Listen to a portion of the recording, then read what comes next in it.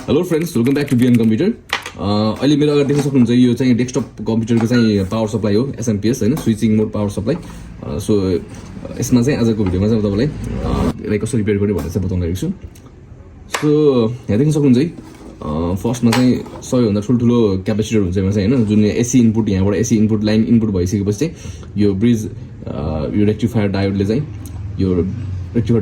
एसीलाई डीसीमा गराउनुपर्छ। त्यो DC voltage हुन्छ जुन, त्यो भोल्टेजले चाहिँ यसले चाहिँ फिल्टर गर्ने काम गर्छ होइन। र यो यसमा चाहिँ केही प्रब्लम छ भने चाहिँ यसमा प्रब्लम भयो भने चाहिँ तपाईँको चाहिँ अरू सबै यो प्राइमेरी सेक्सन भयो, अर्को सेकेन्डरी सेक्सनमा चाहिँ सबै तपाईँको चाहिँ काम गर्दैन, भोल्टेजहरू डीसी भोल्टेजहरू होइन, जुन 12 भोल्ट हाम्रो जुन यसमा आउने जुन 12 भोल्ट 5 भोल्ट 3 भोल्टहरू 3.3 भोल्टेजहरू कुनै पनि काम गर्दैन होइन। सो आज चाहिँ यो क्यापेसिटर चाहिँ म तपाईँलाई कसरी चेक गर्ने भनेर चाहिँ म बताउन आइरहेको छु होइन। सो यो देख्न सक्नुहुन्छ दुईवटा क्यापेसिटर छ होइन, र यो तपाईँले देख्न सक्नुहुन्छ यहाँ यो क्यापेसिटर चाहिँ 200 भोल्टको हो होइन, 200 भोल्ट अनि 470 माइक्रोफ्यारेडको यो क्यापेसिटर देख्न सक्नुहुन्छ। यो क्यापेसिटर चाहिँ यस्तो फुल्लेको होइन, तलबाट नै यसरी पड्किन्छ यो होइन, फुल्लिन्छ बिग्रिन्छ यसरी मोस्ट अफ द केसमा चाहिँ यो क्यापेसिटर नै बिग्रेर चाहिँ हाम्रो यो इलेक्ट्रोनिक डिभाइसहरू पावर सप्लाईहरूमा चाहिँ प्रब्लम आउने भनेको एसिनुले गर्दा नै हो होइन। देख्न सक्नुहुन्छ है होइन, यो यस्तो फुल्लेको छ होइन, यस्तो यो पड्केछ यो होइन, यस्तो केसमा चाहिँ हाम्रो चाहिँ यसरी चाहिँ क्यापेसिटर चाहिँ यसलाई चाहिँ रिप्लेस गर्नुपर्ने हुन्छ होइन। यसको सट्टा यसरी हामीले रिप्लेस गर्नुहुन्छ। र यो क्यापेसिटर पनि होइन, यसमा चाहिँ अब यो दुईवटा पिन छ देख्न सक्नुहुन्छ होइन, यो नेगेटिभ हो कि यो माइनस हो होइन, यो प्लस हो, यो नेगेटिभ होइन, यो माइनस देख्न सक्नुहुन्छ, यो माइनस नेगेटिभ र यो चाहिँ यो पोजिटिभ भयो, यताको भाग पोजिटिभ हो भनेको मतलब चाहिँ दिस इज यो चाहिँ नेगेटिभको माइनसको नजिकै भएको पिन चाहिँ लेग चाहिँ नेगेटिभ लेग हो र यो चाहिँ पोजिटिभ हो। यसलाई चेक गर्नलाई चाहिँ होइन हामीले चाहिँ मल्टिमिटर छ नि, जुन यो मल्टिमिटर, यसलाई चाहिँ हामीले चाहिँ मल्टिमिटरलाई यो कन्टिन्युटी मोड छ नि हाम्रो, यो बजर मोड के, बजर मोडमा चाहिँ यसरी यो मोडमा चाहिँ हामीले सेट गर्नुपर्ने हुन्छ सुरुमा चाहिँ है, फर्स्टमा चाहिँ यसलाई चेक गर्नको लागि होइन। फुल्लेको त छैन, हेर्दाखेरि राम्रै देखिन्छ नि त यो, त्यही पनि चेक गरेर चाहिँ मल्टिमिटरले चेक गरेर कन्फर्म हुनको लागि चाहिँ हामीले चाहिँ होइन यसरी चाहिँ चेक गर्न मिल्छ। र जुन नेगेटिभ चाहिँ नेगेटिभमा राख्नुहोस् होइन, नेगेटिभमा राख्नुहोस्, अनि यसरी चाहिँ पोजिटिभमा राखेर चाहिँ यसरी चाहिँ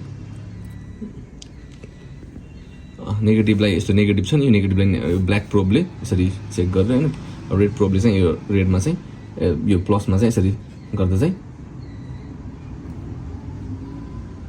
हल्का एक्चुअली भ्यालु आउँछ, भ्यालु आएर फेरि जान्छ कि, सर्ट हुनु भएन कि, यस्तो आउनु भएन कि, यस्तो जताबाट चेक गरे पनि सर्ट आउनु भएन कि, एउटा भ्यालु आउँछ अनि गायब हुन्छ कि, एउटा भ्यालु आउँछ गायब हुन्छ होइन, यस्तो सर्टिङ आउनु भएन, यस्तो बजार आउनु भएन होइन, भ्यालु आउँछ गायब हुन्छ है। यदि आएन भने चाहिँ एकचोटि चाहिँ यसलाई चाहिँ डिस्चार्ज गरिदिने, यसरी चाहिँ यसलाई चाहिँ यसरी दुईवटा पिनलाई चाहिँ यसो छुवाइदिने, किनकि यो क्यापेसिटर भनेको त यसले चार्ज गर्छ, इलेक्ट्रिसिटी चार्ज गर्छ नि, त्यसले त इलेक्ट्रोन्स चार्ज गर्छ होइन, त्यही भएर चाहिँ डिस्चार्ज गरिदिने, यसरी डिस्चार्ज गरिसकेपछि फेरि त्यसलाई चाहिँ फेरि अब यसरी राखेपछि एउटा भ्यालु आउँछ अनि तपाईँको आफै जान्छ होइन, यो यसको क्यापेसिटी अनुसार भ्यालु आउँछ र यो भ्यालु आउँछ जान्छ है। ल सर्टिङ चाहिँ हुनु भएन है, दुईवटा सबै गर्दा सर्टिङ हुनु भएन होइन, यसरी चाहिँ हामीले क्यापेसिटी चेक गर्न सक्छौँ होइन। यो चाहिँ निकालेर चेक गर्ने तरिका भयो। यदि तपाईँलाई चाहिँ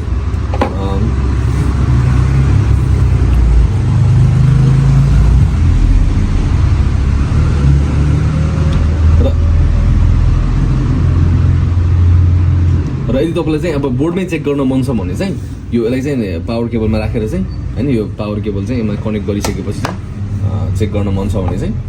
यसरी चाहिँ यो भोल्टेज अब तपाईँलाई म यसमा पनि चेक गरेर देखाइदिन्छु है त।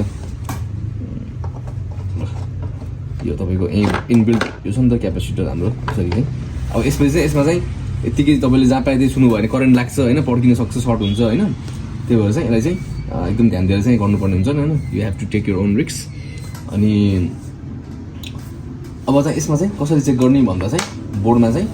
मैले भने नि जुन यो एसी आउँछ नि जुन एसी लाइन यो यसबाट चाहिँ अब एसी लाइन आएको छ नि त 220 भोल्ट आउँछ नि त होइन। अब यसपछि आएपछि एसीलाई चाहिँ यो ब्रिज रेक्टिफायर डायोड छ नि 4वटा डायोड छ नि यो होइन यो 4वटा डायोड यो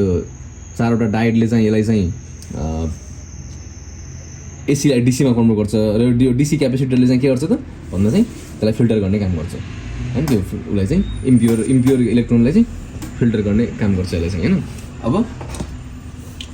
अब भनेको चाहिँ यो यसमा चाहिँ अब डीसी भोल्टेज आउनु पर्ने भयो नि त जस्तो अब यो 200 भोल्ट भनेर देखाएको छ नि यो डीसी हो कि यो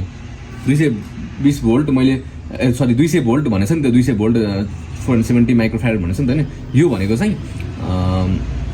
यो भनेको चाहिँ डीसी भोल्टेज हो कि त्यही भएर हामीले यो मल्टिमिटरलाई डीसीमा लानु पऱ्यो कि डीसीमा सेट गर्नु पऱ्यो कि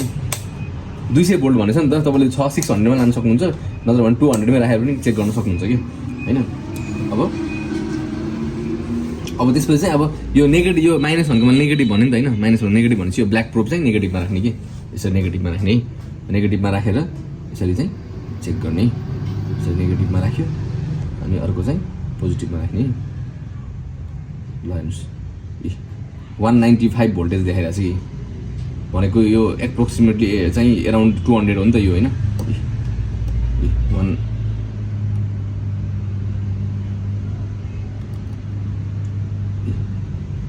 उहाँ कहिले गएन 190सम्म पुगिरहेछ होइन यो 190 अब भनेको चाहिँ 200 भोल्टेज हो कि यो होइन अलिकति चाहिँ अब 0.10हरूको अलिकति फरक त पर्छ होइन। अब त्यस्तै चाहिँ माथिको पनि म चेक गर्छु है यसमा 2टा क्यापेसिटर छ नि त यसमा चाहिँ 99 भोल्टेज देखायो कि आउनु पर्ने त तर 200को नजिक आउनु पर्ने हो नि त 99 भोल्टेज आयो कि होइन। सो त्यही भएर चाहिँ यसमा चाहिँ मलाई हल्का डाउट लागिरहेको छ कि यो क्यापेसिटरमा so that's why I want change this म अर्को पावर सप्लाईको चाहिँ मैले चाहिँ यो अर्को हामीसँग जुन अर्को बिग्रेको क्यापेसिटर छ होइन त्यसको चाहिँ यो बिग्रेको अर्को पावर सप्लाईको बोर्ड छ